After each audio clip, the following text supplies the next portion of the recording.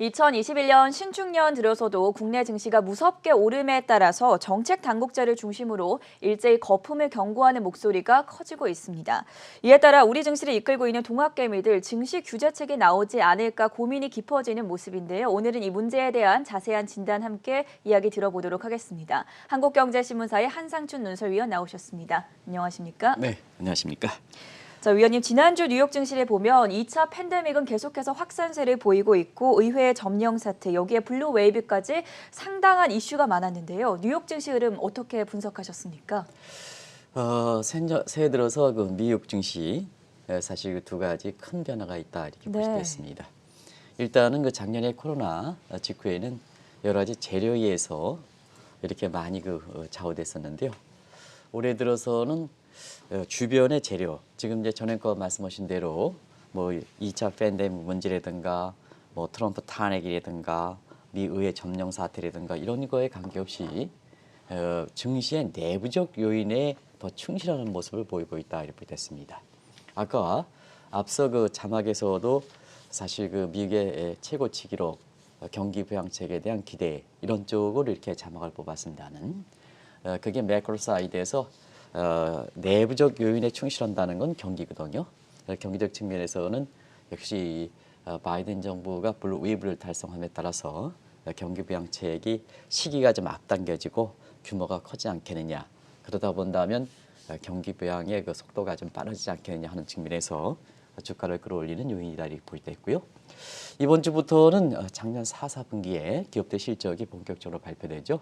역시 예상치 대비해서 실적치가 좋으냐, 서프라이즈 문제가 나오느냐 이 대목으로 이렇게 보여지는데요.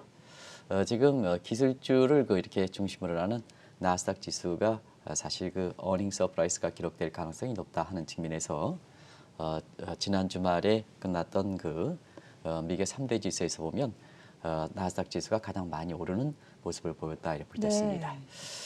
또 한 가지는 이렇게 미 증시가 내부적 재료보다는 내부적 요인에 충실하는 이런 움직임을 보인 데 이어서 또 한 가지는 블루 웨이브가 달성한 데도 불구하고 대부분 전문가들이 예상한 것처럼 뭐 기술주를 중심으로 해서 증시가 조정한다든가 달러가 약세를 보인다든가 하는 이 측면과 반대적인 움직임이 나타나고 있다고 보겠습니다. 아무래도 이 측면에선 대형 기술주를 중심으로 해서 나스닥 지수가 지난 주말에 끝났던 3대 지수에서 보면 나스닥 지수가 1% 오르는 데는 그런 배경이 작용하고 있다 이렇게 볼 수 있고요. 달러 가치도 지금 사실 블루웨이브가 달성된 이후에는 이렇게 가치가 상승하고 있습니다. 그리고 원달러 환율도 1,080원 밑으로 갔다가 원달러 환율 그래프를 좀 보여주실 수 있겠습니다는 환율이 1,090원대, 1,090원대 이게 거의 진입하는 이런 모습을 보이고 있거든요. 예. 오늘 NDF의 환율을 감안하고 지난 토요일에 끝났던 달러 인덱스의 요인을 감안한다면 환율이 1,090원대에 이렇게 다시 상승하지 않겠느냐. 그래서 3일 연속 상승세가 이어질 거 이렇게 보고 있습니다. 그래서 블루웨이브가 달성하면 증시가 조정한다. 그다음에 달러가 약세한다. 이런 움직임보다는 다소 다른 움직임을 보고 있다.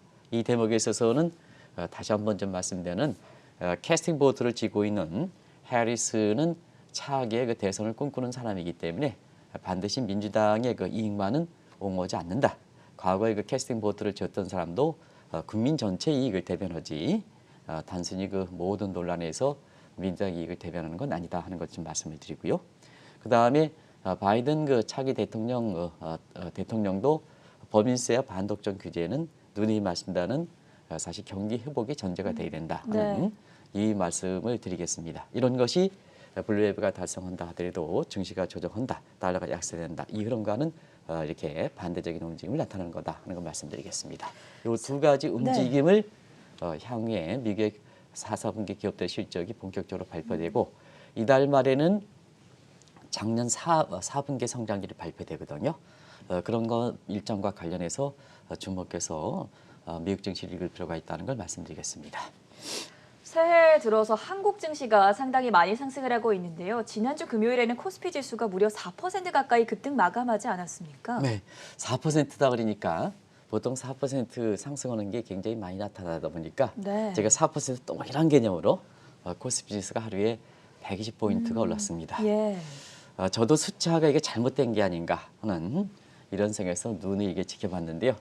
우리 정비님께서 코스피 120포인트 아마 제가 증시에서 이렇게 보면 현대 정책 당국자는 증시 거품을 우려하고 있습니다는 그동안 제 기억으로는 한 10년 이상 대통령이 이렇게 취임할 때마다 3,000포인트, 3,000포인트 얘기했던 시각이 시청자 여러분과 같이 3,000포인트를 이렇게 지켜봤던 것도 제가 한국경제TV 방송하면서 이렇게 상당히 획기적인 또 영광스러운 일이고요.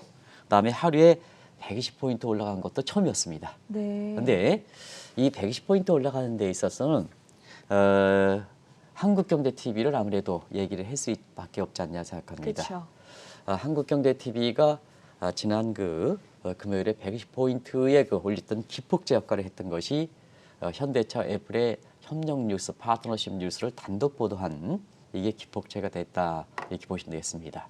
이념에 따라서 당사에 해당되는 현대차는 거의 20% 가깝게 올랐죠. 19.5%인가 6% 올랐고요. 20포인트 올랐고요.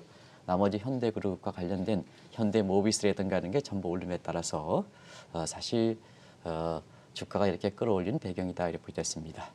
이때 당시에 제가 현대 관련된 기업에서 강의를 했었었는데요. 네. 제가 아무런 얘기를 하지 않다 하더라도 한국경제TV에 현대차 관련된 지금 현대차 관련된 얘기가 쭉 나오죠. 현대 위아 21%, 현대차 19% 해서 쭉 해서 나오고 있습니다. 그 전 장면 한번 다시 보여주시죠. 그래서 대부분 다 현대모비스 18%, 현대차 우선지 16%, 현대차 2우선지 13%에서 이것이 코스피 지수를 끌어올렸던 큰 요인 중에 하나다 이렇게 보겠습니다. 제가 그때의 현대 힐스테이트에서 강의한 적이 있는데요. 사실 현대라는 이런 것 때문에 제가 강의 내용이 이렇게 부실한다 하더라도 한국경제TV의 단독 보도 때문에 제가 좋은 평가를 받았습니다. 네. 굉장히 기분도 좋았습니다. 그래서 우리 한국경제신문의 본사도 한 20년 이상 전에 사실 그때 당시에는 아주 멋있는 건물을 지어졌는데요. 최근에 이렇게 옥탑에 이렇게 해서 건물 전체가 흔들렸는데도 불구하고 사실 하나도 이렇게 유리창이라든가 뭐 하나도 깨지지 않고 그래서 네. 사실 그때 당시에 감히 생각지 못했던 내성 이런 것을 갖춰졌다 해서 그때 강의할 때 현대 이렇게 건설의 임원들한테 정말로 감사합니다. 이렇게 좋은 튼튼한 한국경제신문의 본사 건물을 이렇게 져줘서 감사합니다 이런 표현을 썼는데요. 네. 거기에 또 이렇게 코스피 지수가 이렇게 많이 올라가서 제가 굉장히 하루가 굉장히 기분 좋았다 때다 하는 걸 말씀드리겠습니다. 개인적인 얘기에서 죄송합니다는. 그리고 또 한 가지는 외국인들이 오랜만에 한 1조 6천억 매수했죠. 근데 외국인들은 한국을 매수한다는 얘기를 말씀드리거든요. 그렇죠. 한국을 매수하다 보니까 역시 현대차 같은 이런 주식과 함께 삼성전자 같은 이런 SK하이닉스 같은 대표 업종을 살 수밖에 없거든요. 이것이 코스피의 사실 구성 요소가 많음에 따라서 하루에 코스피가 120포인트 올라간 배경이다 하는 것을 말씀드리겠습니다. 그리고 요즘 이렇게 증시에서 동학개미들 역할이 굉장히 크죠. 그런데 동학개미들은 지금 은행에 예금 해봐야 저도 예금하고 있습니다. 사실 1%도 안 되거든요. 그렇죠. 그러면 이제 삼성전자 이렇게 되면 대충 배당은 굉장히 많이 하지 않습니까? 대체로 배당은 올해 나와봐야 되겠습니다는 최소한 5% 이상은 다 하거든요. 5% 이상. 그리고 주가 상승 요인에 따라서 캐피탈 게인도 있지만 배당만 생각한다 하더라도 은행에 예금 넣는 것보다 낫거든요. 그리고 한국경제 하면 삼성전자, 현대차가 무너지겠습니까? 이게 이제 노후 은퇴를 위해서 젊은 사람들이 하는데도 이것이 가장 부각됨에 따라서 지금 모두가 이게 투기성으로 가는 게 아니라 현실을 반영해서 현대차라든가 그다음에 삼성전자라든가 SK하이닉스 대형주, LG화학 같은 대형주를 이렇게 매입하는 게 아닌가. 이것이 주가 차별화 속에서도 사실 코스피가 하루에 120포인트 오르지만 하락 종목도 많지 않습니까? 그렇죠. 그리고 코스닥 같은 경우는 오히려 떨어졌지 않습니까? 네. 지수 자체가 이런 차별화 속에서도 사실 코스피가 급등하는 요인이 되고 있다 이렇게 보겠습니다. 앞서 말씀해주신 대로 지난주 금요일에 한국경제TV가 단독 보도했던 이 현대차와 애플의 협력 관계 뉴스가 증시를 뜨겁게 달궜는데요. 올해 증시에도 상당히 큰 영향을 미칠 거라고 전망하십니까? 아무래도 이제 지금 월가서부터 나오는 네. 얘기가 머스크 효과라는 표현이 이제 많이 나오고 있는데요. 그러면 시청자 여러분께 머스크라는 것은 지금이 이제 우리 이번 주부터 실적이 많이 발표합니다는 이 실적과 관련된 현재 주가 같은 평가는 PER보다는 PPR과 그다음에 PDR 같은 소위 주식 투자는 현재보다 미래에 이렇게 되기 때문에 미래가 알고리즘이든가 뭔가에서 빨리 이렇게 개인 투자자 입장에서도 볼 수 있는 이런 여기 때문에 사실은 이런 환경의 변화에 대해서 기업들에게 투자할 때 또 미국도 로빈 후드라든가 그다음에 일본도 닌자 개미라든가 동학 개미라든가 청년부츠가 이렇게 개인 투자 역할을 크게 할 때는 과거의 기관 투자가 외국인들은 정부가 독점돼 있는 상태거든요. 근데 개인 투자 입장에서는 정부가 이렇게 아무래도 비대칭성을 갖고 있지 않습니까? 근데 지금은 핸드폰, AI 이런 게에서 인공지능 자산 관리하면 사실은 개인들도 똑같은 접근도가 있는 거거든요. 네. 그럼에 따라서 미래에 이렇게 보이지 않는 무형자산, 그다음에 수익이 날 수 있는 것에 더 초점이 맞추는 상태에서 주가 평가 자체를 보면 PER로 이렇게 고평가됐다 하더라도 주가가 떨어지는 게 아니라 PPR과 PDR 같은 이런 지표들이 좋게 나오면 사실 주가가 올라간다 이렇게 보겠습니다. 그리고 올해 사실 시청자분한테 주가를 할 때 7가지 리라는 표현을 주목하실 필요가 있다는 걸 말씀드리겠습니다. 그때 당시에 리쇼링, 잠시 좀 말씀드릴게요. 리컴바인, 리썸션, 리프레션, 리커버리, 리점프라는 표현을 썼는데요. 공교롭게도 뭐 문재인 대통령이 전부 이렇게 적어온 건 아닙니다는 문재인 대통령의 신년 하라에서 화합과 통합을 강조했었고요. 네. 그다음에 오늘이죠. 그렇죠. 오늘 일정을 이렇게 해서 일정이 빠졌는지 모르겠습니다. 네, 문재인 신년사 대통령께서 발표가 좀 있습니다. 이렇게 섭섭해 하실 것 같습니다. 국정운영 방향이 오늘 좀 이렇게 되는데요. 여기서도 융합과 도약과 회복이라는 여기 돼 있습니다. 융합은 combine, recombine 분이고 그다음에 도약, rejump고 그다음에 회복, recovery라는 얘기거든요. 이런 것이 공교롭게도 한국경제TV의 이 방송을 통해서 얘기했던 대목들이 공허달이 이제 문재인 대통령 통을 입을 통해서 다시 한번 이렇게 나오고 있습니다. 여기 한국경제TV가 잘했다기 이렇게 보다는 그게 우리나라의 한국 경제가 다시 한번 도약하기 위해서 절체절명한 덕목에 해당되고 절실한 화두가 되기 때문에 아마 이렇게 반복해서 나오는 것이 아닌가 생각합니다. 그런 측면에서 올해의 그 증시는 그러한 7가지 알리로 표시하는 것과 마찬가지로 그것을 좀 다시 한번 이렇게 통합해서 좀 말씀드리면 우리 이제 정 PD께서 오늘 10시에 신년사를 발표하죠. 거기에 핵심적인 것이 융합, 그다음에 회복, 도약이다 이렇게 보시면 되겠습니다. 그래서 그걸 좀 이렇게 정치적인 측면에서 한번 보면 그것이 사실 파트너십, 지난번에 현대차와 애플 간의 파트너십 얘기, 그다음에 인텔인가요? 삼성전자와 네, 파트너 그렇죠. 얘기 이런 얘기들이 이제 주가를 끌어올리는 강하게 끌어올리는 배경이다 이렇게 됐고요.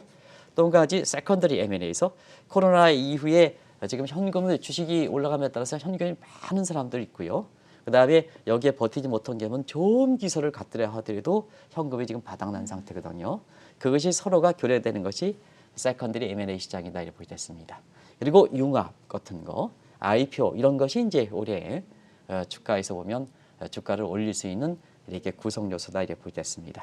이런 과정에서 한국은 융합 경제에 굉장히 융합 경제 과거에는 이제 일본이 뭐 복사 이런 책이 있었습니다. 지금은 그 한 단계 뛰어넘어서 이제는 중국이 복사하고 우리가 융합 단계 이렇게 해서 융합 단계 강점을 갖고 있다 하는데요. 이게 이제 6차에 해당되는 겁니다. 그래서 소위 코링크라이크의 1차, 2차, 3차에서 생산 그다음에 제조, 유통을 볼 때는 1차, 2차, 3차 플러스하면 6차고 곱하면 6차죠. 네. 이게 한국 경제의 강점을 갖고 있다 하는 측면이거든요.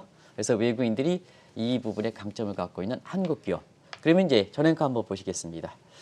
저런 융합에 이렇게 강점을 갖고 있는 기업들이 외국인이 주도한다면 주목한다면 융합에 여유가 있는 융합으로 할 수 있는 기업들은 못할까 하는 측면에서는 아무래도 우리나라의 대표 기업들이 이러한 외국에 주목하고 있는 이러한 융합 부분에 융합할 수 있는 여력들을 갖고 있다. 그래서 현대차도 아주 대표 기업이고 그다음에 삼성전자도 대표 기업이고 네. 이런 쪽으로 이렇게 된다 이렇게 됐습니다. 그런 것이 이제 속속 나오거든요.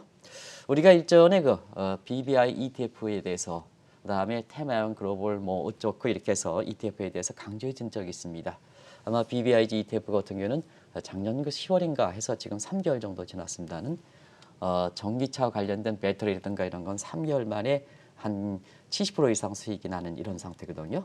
그래서 전체적으로 이게 자금이 몰려서 사실 지금은 9천억이 육박하는 이런 상황인데요. 3개월 만에 이렇게 한 70% 이상 나오는 것도 이게 사실 이런 추세가 감지되기 때문에 그때 그러한 종목에 투자하는 데 있어서는 상당히 부담이 있지 않습니까? 아무래도 그러나 금융기관들이 이렇게 리스크를 관리해 주면서 이런 추세, 대표 기업에 집중돼서 투자하는 BBI ETF 같은 이런 것이 사실 이런 추세에 개인들 입장에서 손쉽게 접근할 수 있는 부분이기 때문에 한국경제TV에서 취재했던 시각이거든요.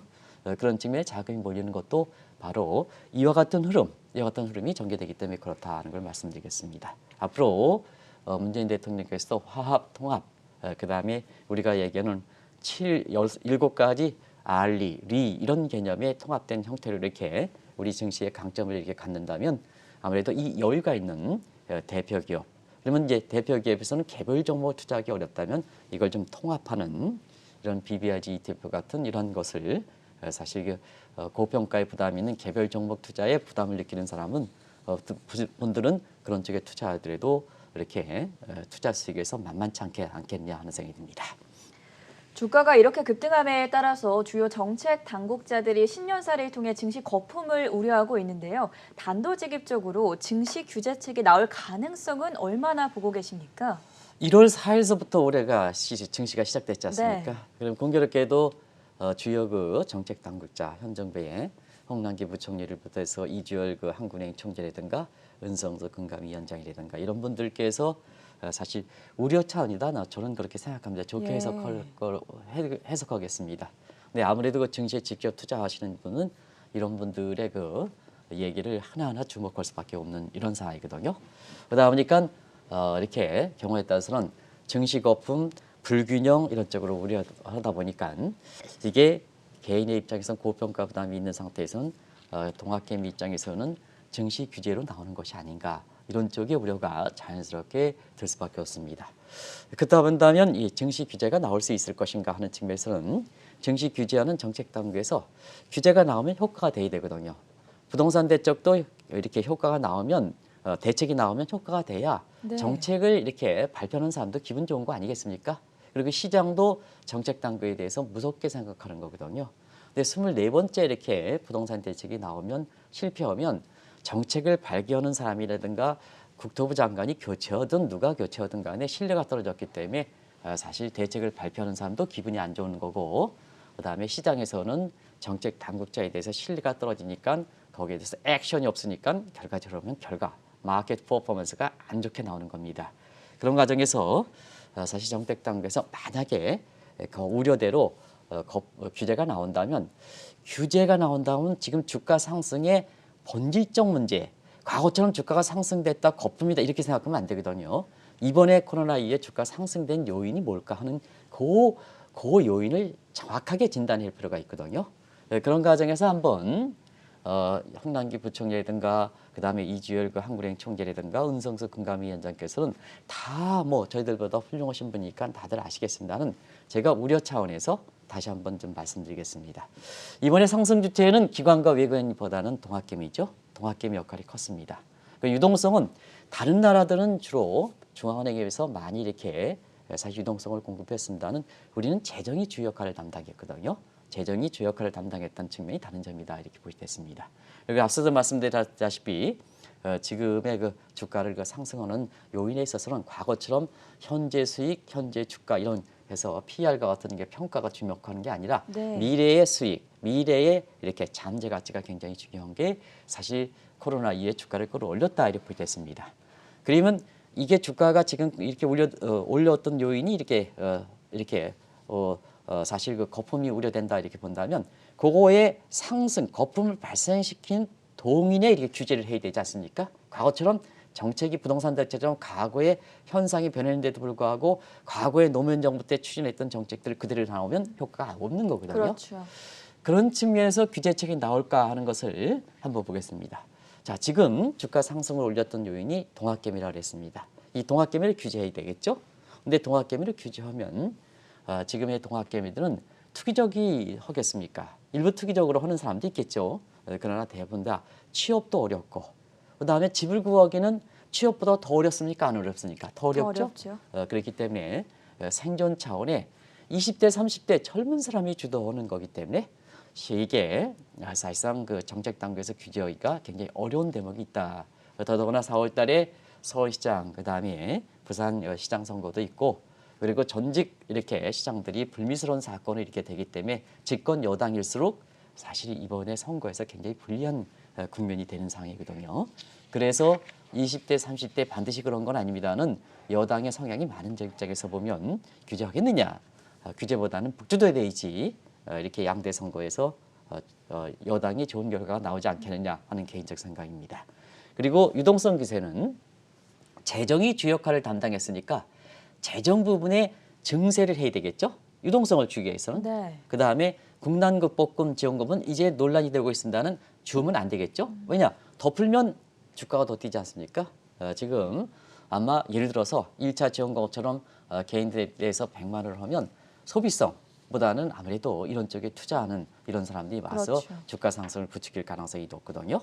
이게 다른 점이라는 얘기입니다. 자, 다른 중앙은행 것처럼 돈을 많이 푼 게 중앙은행 지자라면 돈을 흡수하면 되고 금리를 상승하면 되는데 이게 아니라는 얘기입니다. 우리 입장은.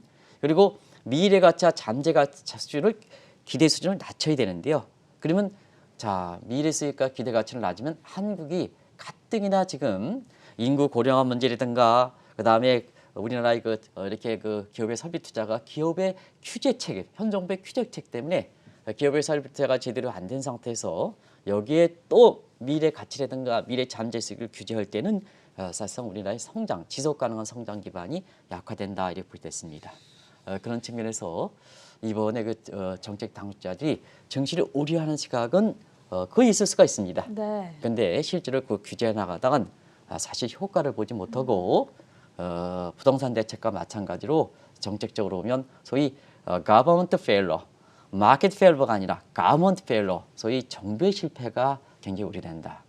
정부의 실패는 시장의 실패보다 경우에 따라서는 더 크게 부작용이 나올 수가 있다. 특히 현 정부는 집권 마지막 기간에 일부 의회에서 보면 레임덕 게리비터 현상이 이렇게 우려된다 하는 시각이기 때문에 자칫 성급하게 규제하다간 저런 쪽의 구체적인 요인을 따지지 않고 과거 관념대로 주가가 올라갔으니까 거품이다, 규제다 이렇게 하면 자 동학개미 규제하니까 여당의 표도 이뤄지고 네. 또 문재인 정부의 지지도 더 떨어지고 유동성 규제하다간 증세해대고 지원금 축소하다 보니까 또 여당이라든가 현 정부 입장, 대통령 입장에서 불리한 거고 그다음에 미래가치라든가 잠재 수익 기반 이렇게 되면 기업이 규제가 상당히 심한 상태에서 사실 기업 규제 역효과가 더 크게 나타나는 거다 하는 것을 말씀드리겠습니다.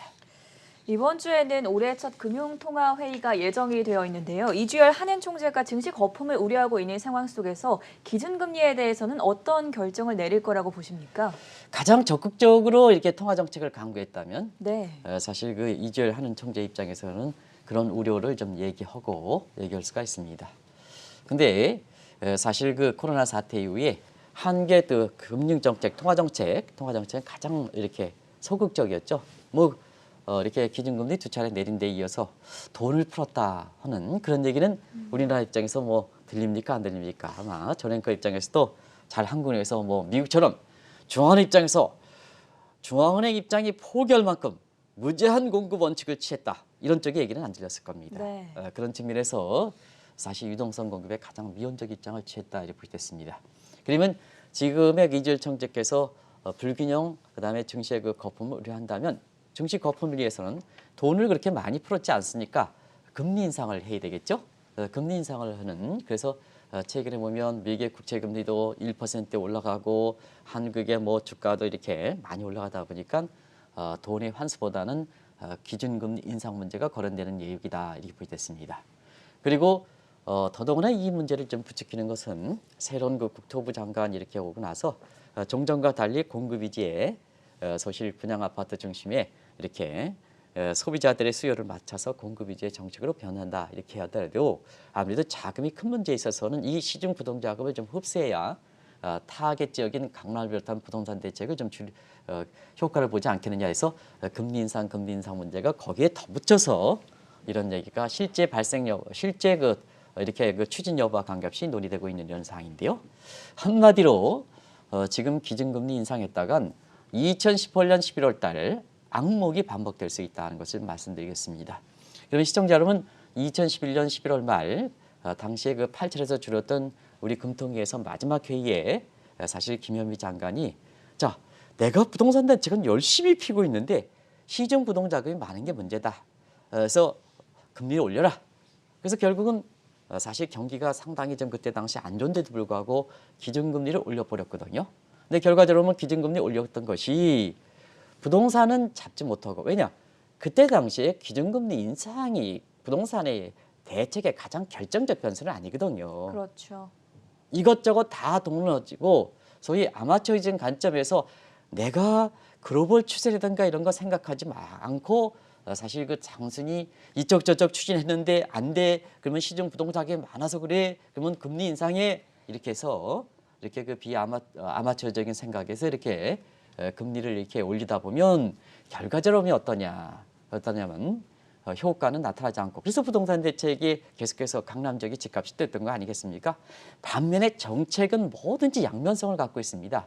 긍정적 효과가 많이 나야 부작용이 적은 거고 긍정적 효과가 적으면 부작용이 큰 게 나타난 겁니다. 그래서 실물 경제가 아주 급속히 침체가 돼 있었죠.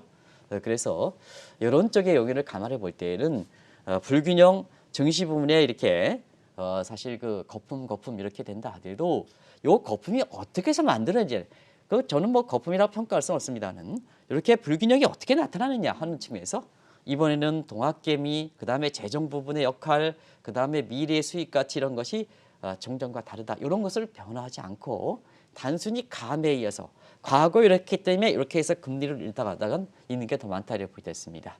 그래서 올해 첫 금통위에서는 15일 날 열립니다는 금리 인상과 같은 변화를 주기는 상당히 힘들지 않겠느냐. 그래서 기준금리가 동결되고 만약에 그것이 돈의 환수든 금리는 뭐 올리지 못하겠습니다는 사실 시중의 금리를 좀 이렇게 시중 금리를 올리는 격으로 해서 다른 정책들이 있을 수가 있거든요. 이런 정책들이 나오면 사실 굉장히 비판을 많이 받을 수 있다 하는 것을 말씀드리겠습니다. 언급해 주신 이 세 가지 새로운 변화 요인을 고려하지 않고 증시를 섣불리 규제했다가는 현 정부가 추진하고 있는 경제 정책인 제이노믹스가 총체적 실패로 위험에 빠질 수 있다. 이런 분석에 대해서는 어떻게 보십니까? 이 대목에 있어서는 제가 제이노믹스의 실체에 대해서 좀 말씀을 드릴게요. 네. 그리고 여러 차례 말씀드렸기 때문에 동학개미 역할을 할 때 이게 말씀드렸기 때문에 사실 간단히 줄일게요. 시간 관계상. 제이노믹스의 실체, 문재인 정부의 경제정책을 보통 제이노믹스라고 그러지 않습니까? 근데 왜 이렇게 지금 상태에서 섣불리 증시를 규제하다간 제이노믹스의 실패를 가져오느냐 하면 제이노믹스의 실체는 경제적 측면에서 남북관계는 큰 요인 중에 하나죠. 그리고 경제적 측면에서 국정의 양대 목표가 소득 주도였었죠. 그다음에 혁신성장 이렇게 되는 거죠. 근데 사실 남북관계 지금 오히려 초반보다 더 악화됐다 이런 평가가 나오고요. 그다음에 부동산 대책은 뭐 시청자 여러분한테 말씀드리지 않죠. 25번째 조만간 발표한다고 이렇게 하는데요. 일단은 회수 자체가 실패의 대목이다 이렇게 됐습니다. 더 회수가 늘어나면 실패가 더 큰 거다. 잘 노는 거다 하는 걸 말씀드리겠습니다. 그러면 이제 나머지 부분이 올해 그 주력 산업의 혁신 성장 부분이 해당되겠죠. 올해 주력 산업에서 뉴딜 정책으로 이렇게 표현했는데요. 네. 혁신 성장하면 모험성이지 않습니까? 모험성 자금은 어떻게 되느냐? 증시가 활성화돼 있죠. 은행에 이렇게 자금통 넣어서 은행이 되면 저 은행들 한번 보시기 바랍니다. 예대 마진폭이나 먹고 담보나 요구하지 않습니까? 확실한 담보. 아직도 그렇지 않습니까? 그런 측면에서는 증시가 활성화된다는 측면에서 지금 증시를 규제했다간 올해 문재인 정부의 주력 사업인 뉴딜 정책도 실패를 볼 가능성이 있다. 그리고 지금 재원 조달에서 적자 국채 발행이라든가 국가 채무 문제 때문에 되지 않아서 홍부총리께서도 상당히 강조하고 또 당위성 있는 뉴딜 기업이 잘 조성되려면 증시 쪽으로 가야 되지 않습니까? 증시가 잘해야 뉴딜 기업이 져서서 뉴딜 정책의 재원을 백업할 수가 있는 거 아니겠습니까? 그래서 지금 상태에서 섣불리 그 증시분의 거품 얘기하고 종전과 변화된 모습을 감안하지 않고 증시 거품에서 증시를 섣불리 규제하다간 비단 동학개미라든가 앞서 말씀드린 같이 이런 쪽에 증시에 직접적으로 참여하는 참여자들이 뿐만 아니라 현 정부가 갖고 있는 제이노믹스의 총책 실패를 불러올 수 있다. 돌이킬 수 있느냐? 지금은 집권이 사실 내년 그 3월로 이렇게 본다면 한 얼마 안 남은 상태이지 않습니까? 돌이킬 수 없는 상황입니다. 그래서 네. 마무리 정리를 잘하기 위해서는 증시를 섣불리 규제하면 안 된다는 걸 말씀드리겠습니다. 사실 한국 경제의 가장 시급한 문제는 저출산 고령화 문제가 아닐까 싶은데요. 이 부분을 해결하기 위해서도 증시가 어느 정도 활성화될 필요가 있지 않겠습니까? 이 대목이 이제 작년 연말에 우리 네. 증시를 결산하면서 요 자막은 그대로 가져왔습니다. 왜냐하면 그때 중요한 내용인데 시간 관계에서 짧게 말씀드렸거든요. 근데 이거 여기서 이제 우리나라의 저출산 고령화 문제는 다들 아실 거다 이렇게 보여졌습니다. 그리고 통화성수 돈도 안 들어가거든요. 통화유통성수도 그러다 보니까 향후에 한국에 대해서 장기 침체 이런 우려하는 시각들이 많은 것 같습니다. 이걸 좀 인구 변화로 이게 인구 변화에서 많이 얘기하는 것 같아요. 그래서 우리 이렇게 보면 2040년대 저렇게 보면 아주 저출산 문제죠. 고령화 네. 문제 때문에 역 피라미드 형태가 된 것 같아요. 저러면은 당연히 우리가 저성장되지 않겠느냐 하는데요. 사실은 지구에서 정책의 발상이 필요하다 이렇게 보여졌습니다. 부동산도 인구 통계학적 관점에서 자산 계정이 두터우면 부동산 가격이 올라간다. 이거 잘 안 맞습니다. 왜냐? 기본적으로 돈이 많기 때문에. 이 돈이 실물 경제에 이렇게 사실 그 리딩하는 인더스트리거든요. 그러면 우리가 간단한 상상력에 저게 Y가 성장이라 본다면 K 자본, L 노동, A 총 요소 생산성입니다. 근데 저 총 요소 휴먼 캐피털 개념으로 총 요소 생산성도 사실상 지금은 자본의 역할이 더 커지는 상태거든요. 그러면 돈 많고 그다음에 지금의 모든 문제에 대해서는 돈과 관련된 총 요소 생산성이 크다 이렇게 본다면 자 인구 고령화 여기에 끌통하는 게 아니라 인구 고령화에서 지금의 자산 계층들이 50대, 60대, 70대가 많으니까 이 인구의 고령화되면 자산도 늙어야 되거든요. 요 늙게 하는 게 뭐냐? 한 가지 돈을 돌리는 거다 이렇게 보죠. 돈을 젊게 하는 거다. 네. 돈을 젊게 어디가 잘 돌아갑니까? 은행보다는 증시가 잘 돌아가지 않습니까? 그리고 자 우리나라에서 이렇게 문제가 된다면 해외 투자해서 자본을 수출해서 해외에서 사실 돈을 버는 것도 우리가 노동이라든가 상품을 수출하는 것과 똑같이 우리의 부가가치를 창출하는 겁니다. 왜냐? Y는 서메이션, 에디드 밸 부가가치의 총합이기 때문에 그런 관점에서 돈을 열심히 돌리고 그다음에 자본도 수출하고 이런 측면에서 해외 자금이 나가는 것을 캐피탈 프라이트하는 일부 여당 국회의원 이렇게 동떨어진 시각 그리고 인구 저울출사 고령화에서 한국의 성장이 장기 비관론 제시하는 분 같은 경우는 지금 최대 변화되는 환경을 금융이 실물보다 위에 있는 이런 쪽 그리고 글로벌 추세 이런 거에 대해서 한번 해서 이 문제를 좀 자본을 수출하고 돈을 돌리고 돈을 젊게 하면 사실 이렇게 우리가 경제가 저출산 고령화에 따른 이렇게 장기 침체론 어떤 것을 극복할 수 있다는 걸 말씀드리겠습니다. 마지막으로 결론을 맺어보도록 하겠습니다. 제이노믹스가 실패로 끝나지 않고 또 올해 주력 과제인 뉴딜 정책도 성공적으로 마무리되기 위해서는 증시 활성화 정책이 꼭 필요하다라고 말씀을 해주셨는데 어떤 방향성을 가져가야겠습니까, 위원님? 네, 시간이 많이 경과돼서 빨리 결론을 만들겠습니다. 네. 증시가 활성화돼야 됩니다. 개인의 재테크다운은 미시적 차원에서 개인의 재테크다운 국민의 건전한 자금 조달, 기업이 자금 조달이든 거시경제 차원에서 지금 문제가 되고 있는 생산과 분배과 지출의 3면 등값어치 형성될 수 있도록 그다음에 지금 여당이라든가 이런 쪽에서 강조하는 대중민주주의 이게 이제 여기에서는 증시가 활성화돼야 된다. 기본적으로 은행에 돈을 많이 넣고 있는 입장에서 이렇게 기득권들이 많이 넣고 있는 입장에서는 이런 세 가지 경우에 따라서는 네 가지 이 목표를 달성하지 못한다 이렇게 됐습니다. 그러면 이제 어떻게 증시를 활성화해야 되느냐? 이게 되는 거죠. 자, 정책 당국은 증시 거품을 규제한다. 그러면 계속해서 증시를 활성화해야 된다. 그러면 야, 당신 무슨 얘기냐? 지금 거품 우려하는데 계속해서 증시 활성화하면 증시가 거품이 계속 되지 않느냐 하는 측면에서 자, 거품도 방지하면서 결과적으로 보면 사실 증시가 활성화되는 것은 자, 실물 경제를 빨리 끌어올리는 겁니다. 그래서 지금의 거품이 일부 평가 지표로 하더라도 실물 경제가 바로 끌어올리면 기업의 실적이 되면 결과적으로 보면 자, 이 거품에 대해서 거품 우려가 둘러질 수밖에 없거든요. 왜 거품이 되면 규제 허용이 됩니까? 왜 거품이 되면 규제입니까? 거품이 되면 규제하는 건 과거 방식이고, 거품이 있으면 빨리 실물 경제를 끌어올리고 기업들이 굉장히 커지도록, 기업의 옹호해서 기업들이 빨리 커지도록 해서 거품에 접근하면 거품 우려가 줄어드는 게 아니겠습니까? 네. 왜 거품만 되면 규제합니까? 그건 잘못됐다는 걸 말씀드리겠습니다. 또 한 가지 지금 상태에서 증시의 질적 구조를 할 수밖에 없습니다. 그래서 투기적 요인을 투자적 요인으로 전환시켜야 되거든요.